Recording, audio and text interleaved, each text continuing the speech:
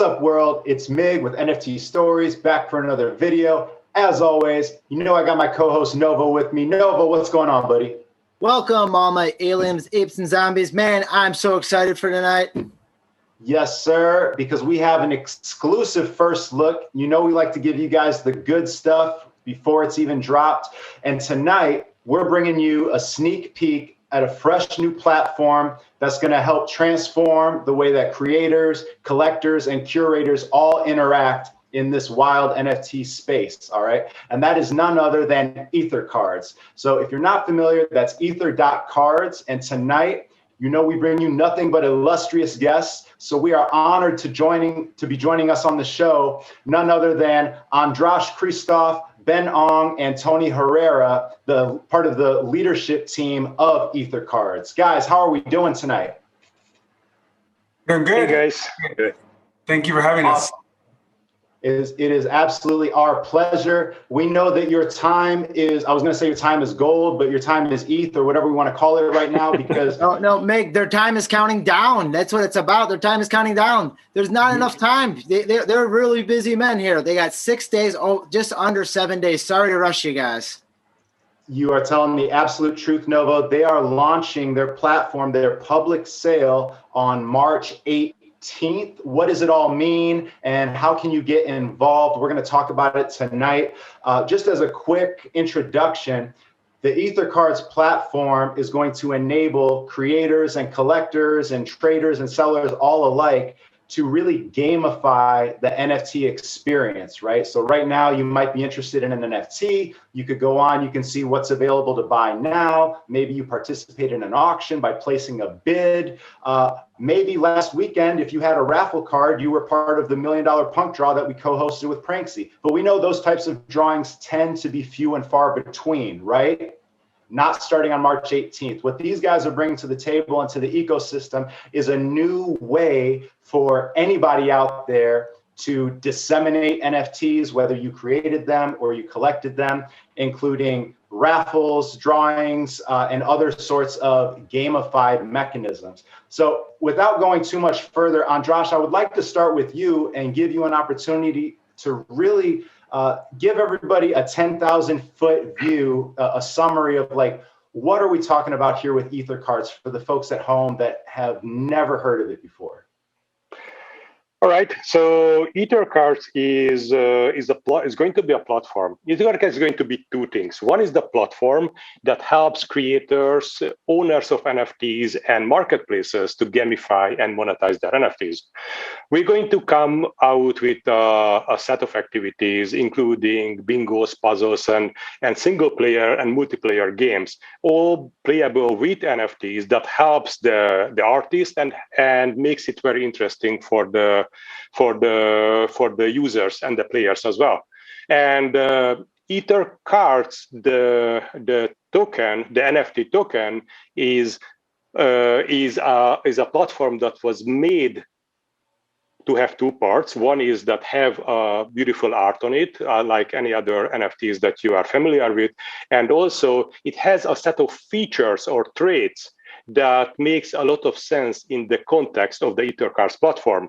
You can get an edge in games, you can get a discount in services, and in general, you can use it as a membership card, the discount card, and any other ways. So basically making NFTs practical and useful for the artist and for the users as well. So the actual native tokens on the EtherCards platform are digital cards, correct? These are NFTs, and I would not say it's native tokens because you can absolutely use the system without having an EtherCard NFT. But it helps the same way as having a membership card helps you to pay less in your club or in your organization, or to having a discount coupon helps when you buy something. We don't have an ERC20 token. We don't have our own token. All we have is NFT cards. But those cards have dual usage. They are rare and exclusive in terms of the art on them, but they also have features on them that is very useful to use together with the platform. And one of the coolest things about the platform, as I understand it, is these cards and the entire platform is basically marketplace agnostic. Is that right? Yeah. So if I'm a creator and I mint my NFTs on Rarible, great. I can participate, and anybody that buys or collects my Rarible minted NFTs can participate. And the same is true with Mintable or Nifty Gateway, et cetera, et cetera. OpenSea, yeah, it's right down the list. That's what I like about it. As it's like one stop shopping. You can go there for all the great artists, all in one place, and it's gamified. It's lovely. You can play it. It's interactive. I can't wait. So Andras, can you go into more detail about the cards and the public sale on the 18th, because it's less than a week away? And can you talk about number one, some of the tiers that the cards are categorized in, and also some of the incentives that you guys are offering? Because I'm seeing some pretty awesome rumors on Twitter about potential giveaways just for participating in the public offering. Yeah, there are some. So basically, the cards are going to have a serial number. We have going to get 10,000 cards. So the serial number will go from 0 to 9,999. And the tiers are based on the number of digits in the serial number. So we have the OG cards, which is going to go from the serials 10 to 99. So the 2-digit cards. Those are going to be the rarest. Obviously, there is only 90 numbers like this, and they don't make them anymore. And we've got the 3-digit cards, the alphas, which goes from 100 to 999. Those are going to be 900 of those cards. They're going to be more valuable, and they will come with some more benefits. And we have the common cards that goes from serial numbers 1,000 to 9,999. So 9,000 of them. And those are going to be the most accessible, and but they all will come with very, very interesting benefits, and they mostly have the chance to get any of the benefits. So just because you have an OG, it doesn't necessarily mean that you get better benefits, but your chances to get it is better. I hate to interrupt you, but we have an OG in the house with Tony over there, and he's an OG to the CryptoPunk game. And I just wanted to, anytime I hear the word OG, I appreciate what he brought to the game and helping me into this CryptoPunk game, which is it's all about NFTs and giving back and showing off the artist and helping the community, which I really love. So sorry to interrupt. Go right behind it, because I'm really interested in what you're having to say. And also, you probably noticed that I said about the cards, and then it adds up to 9,990. There is also 10 cards, the single-digit cards, that is missing from these calculations. Those cards will not be on sale. So that altogether adds up the 10,000 cards. And so when you talk about, oh, sorry, Andras. Well, no, go ahead. You mentioned that some of the cards, different cards offer different benefits, right? So correct me if I'm wrong, but some cards, for example, might offer no fees if I want to host a bingo game, and the winner of the bingo game gets to receive my NFT, right? Or versus another card may offer the same sort of no fee reward for a raffle, or different types of gamification methodologies, right? Yeah. So basically the way it works, that let's say we have a puzzle that you want to set up with your NFTs, and all we take is a small setup fee, with 0.1 Ether or less for the game. But after that, it's all you. So we are not taking any cuts, not taking any benefits from your part of the gamification. You set it up, it's yours. We take a small setup fee for providing the platform, and when you have you may have a trait on your card that makes it free for you. So if you are an artist and you have an Ether card with a trait that provides you free service, it is going to be very valuable for you, because technically you can use some or all of the different engagements for free on EtherCards. And what is important, this kind of traits are going to be on the cards, on the 10,000 cards, and these kind of traits will never be offered again. So you get these traits now, or you don't get it. You may be able to get traits later on, but those traits will have limitations, meaning they will expire after a certain amount of time or certain amount of use. But these traits on these cards are meant to be forever. So these will have no expiration. That's telling the true NFT stories right there. I mean, those cards will stay with you. You trade them, you have them amongst yourself. It's almost like having your identity, you know, very, very, very close to my identity here with this AR filter. You know, it's the same technology, just different ways of using it. And it's just brilliant what you guys have come up with. I'm super excited. Thank you. And Andras, so not only if somebody participates in the public sale, which is March 18th, 9 a.m. Eastern Standard Time, not only can they buy in by acquiring one or more of these cards, which would give them throughout their lifetime of holding that card, it will give them some unique benefit or reward, right? But not only that, I believe I'm understanding, or I'm picking up, you know, on Twitter, that you guys are on top of that offering an added layer of potential gamification and rewards, and there may be some giveaways for the participants that actually buy cards on March 18th. Is that correct? That is, but at this point, I don't want to get into the details of that. There is definitely, that is in the plans, but these are something that we need to finalize until then. Okay, and when it's finalized, we're going to have you back, right? We're going to get to break the news, I hope. Absolutely, absolutely. Awesome, awesome. So I want to turn at this point, because what I'd like to do is I want to go ahead and show the folks at home a sneak preview of the homepage, which they can check out right now at Ether.Cards. And I want to turn to Ben. Ben, you know, I'm looking at this countdown timer, and I know you've been handling a lot of the operational aspects of making sure that everything is ready for launch, for this super ambitious launch. So for everybody watching at home, what are some of the challenges that you guys are facing? What are some of the you know, the hurdles that you're helping the team you know, overcome at this point in the last? Right.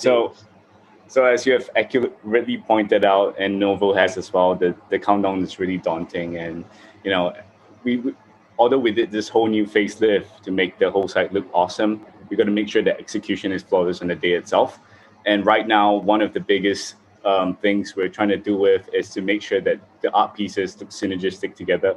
A lot of artists have been coming to us say, hey, I don't think, you know, when I put my art next to some other people, it doesn't gel very well. And there's quite a number of requests to constantly change it to make it look good. And on the other side of things, on the PR side of things, we are also making sure that when PR goes live, you know, all the artists and the platform is accurately presented. Well, that is a big responsibility. I know artists, you know, they put a lot of blood, sweat, and tears into their craft, just like you guys are putting into the platform. So that's a lot of responsibility. Can you talk about, you know, we were talking off air about something that sounded really interesting, where artists are able to provide sort of layers of, you know, I would call them like pieces or pieces of a puzzle that can be combined with other layers from other artists to create almost, I want to call like generative, you know, art as a result. Yep. Can you explain that in a little bit more detail? Sure. You want me to do it, Ben, or do you want to do it? Yeah, I think you do a better job at it. So yeah, by all means, go ahead, Andras. Sure. Okay. So basically, what we do with that, we've got the layer of five layers that we are requesting from artists, and we can show some examples of that later. And the way it works, that on the common cards, these layers will be randomly combined. And what will happen is that on most of the cards, there will be a very interesting and very good looking combination of layers from different artists. But on a few cards, we will have famous artists in an accidental collaboration with each other, creating some unique pieces of art that they were actually created. And in a very, very few cards, by the grace of the RNG gods, we will have a card or two where all the layers will be from the same artist, and this way creating some perfect images of how the artist intended it at the beginning. And those will be very, very far and between, even among the 9,000. I think that's amazing that you're able to bring these artists in, and then you could show the evolution of the artist as they progress through, just like this NFT space here. And I know we're talking about artists, and Tony, Tony, how could you not be speaking up right now? We're talking about all these great artists. We're talking about this great platform. Come on, drop some knowledge on us, because you being one of the OGs, I've been following you. Tell me what you think about all this, my man. So thank you, Nova, for that. So actually, as you brought up the artist, so first you started off with Miguel Garest, which is an interesting artist that you saw his toys were actually part of a bidding war a few days back, actually, on the Foundation platform. And so Miguel Garest is really an interesting artist, and he's new to NFTs. He only started a few months back, and he's sort of kind of blown up. And he's an interesting artist in the sense that he's actually a Mexican national living in the Czech Republic. It's actually really interesting. A lot of the artists we have that, there's a whole eclectic mix of artists. For instance, Dirty Robot, I understand that he's actually African-American, but lives in Hokkaido, Japan. And then we have all the aliens, apes, and zombies. It doesn't matter the nationality, it doesn't matter the gender, the age. Absolutely. All the apes, aliens, and zombies out there, buddy. You're absolutely right. So one of the things that's awesome about decentralization and blockchain is that anybody can come onto the platform, right? Any artist that wants to put up their craft is can sort of join the NFT space. And I'm really excited about some of the artists that we're bringing on board, because these are some of the artists that are traditional artists that are actually new to NFT space. For instance, we have an internationally renowned artist on the platform, Humberto Baca, who is actually well known and is basically a traditional artist. He's a traditional artist in the sense of click on canvas or on canvas, and brand new to the NFT space. We have other artists that are also looking to come into the ecosystem, like Santiago Uceda, who is also a well-known illustrator. He's been published in many magazines. He's worked for museums. He's done a lot of work. And all of these individuals, once again, are artists that are new to the space, that are looking to enter the NFT space. And they're also looking to do a little bit of a hybrid, in the sense of they're traditional artists who have done work in the in the physical sense, and both of these artists have paintings hanging in people's homes that are worth thousands of dollars, if not tens of thousands of dollars, and they're looking to bridge that gap, or not the gap, but basically bridge it, kind of a hybrid where they both have. You can have a physical piece that is also represented with an NFT on the blockchain, right? So one of the compelling reasons why a lot of artists are wanting to come into the NFT space, especially traditional artists, is the aspect of having NFT provide authentication and provability of a particular art piece that is authored by them, created by them, that is actually on the blockchain, right? It's like that's one of the awesome things about blockchain and NFT, is that you sort of have this authenticity, this provability, verifiable ownership on the blockchain. And so I'm really excited about bringing a lot of these artists onto the EtherCards platform for that same reason, because I think we haven't begun. What you're doing is you're matching the artist with the buyer on a gameable platform that's user friendly. I mean, this is like onboarding like you can never believe right now, and it's top grade technology. Tony, you and I know this, all right. And what's going to happen with those artists, which I've seen already, is they just sell out. Just period. That's what just happens, because we're matching those two up. Right. We've seen it. We've seen it right down the list, and that's just. I see where it's heading. I appreciate you pointing it out, Novo, and one of the things that Mig alluded to earlier was what is part of the benefit of having the EtherCard, and one of the benefits, and I believe Andras will allow me to talk about this, is that some of these artists are creating essentially art pieces, NFTs that will basically be, if you will, airdropped onto the members of the ecosystem for EtherCards. And so there's a lot that still is and it's not its own ecosystem; it's its own economy at times. Where like a lot of the money I see stays in within the space. Tony, I hate to move it on, but these guys we got the clock counting down on it. I got to start digging through some of these artists, and I want to spend some time with you after this if you have time. And I know you always have time. But Mig, any questions here? I think you guys have answered our questions. Thank you so much for all your time. I just want to express my excitement for the platform, not only as a fan of the gamification aspect. I really think that's going to be transformative and introduce new ideas and new ways of thinking about how we can participate in this space, whether you're a creator, a collector, or a curator. But I also have to say, I love what you're doing with the artists. I love that you're representing for Latinos and for women and for, African-American artists and really all the aliens, apes, and zombies, buddy.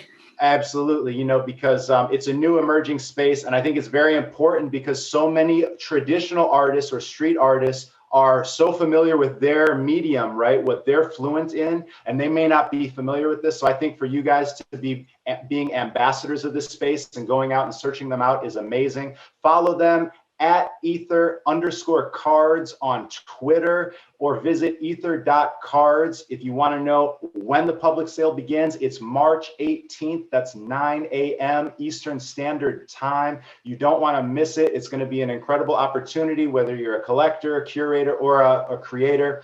And really, guys, thank you so much for your time. I really hope you'll come back as we get closer to launch. We want to hear more about some of the stuff you're cooking up. These NFT stories. Let's keep hearing these NFT stories. Absolutely. But you guys, thank you so much for joining us at NFT Stories, and we will see you next time. Peace. Thank you. Thank you. Stay positive and love life. Thank you, Meg.